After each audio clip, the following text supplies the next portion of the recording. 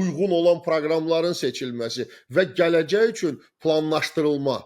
Bu bugün ən vacib olan məsələlərdən biridir və bundan qaçmaq olmaz. Çünki gələcəkdə bu texnologiyalar insanların həyatına birbaşa təsir eləyəcəklər və hər ölkə öz digər texnologiyadan asıllığından düşünməlidir. Bu asıllığa getmək olmaz. Çalışmaq lazımdır ki, hər ölkənin özünü idarə edən ağıllı həlləri olsun. Bu ağıllı həllərin olması üçün bugünkü gün lazım olan texnologiyaların tətbiq olunması, proqram təminatlarının və yaxud da ki, solutionsların, müəyyən həllərin hazırlanması üçün işlərin görülməsi və təhsilin içində texnologiya ilə bağlı hissələrin yaradılması. Yəni minimum şəkildə biz götürək ki, heç olmasa mini texnoparkların yaradılmasına ehtiyac var. Hamıya təşəkkür edirəm.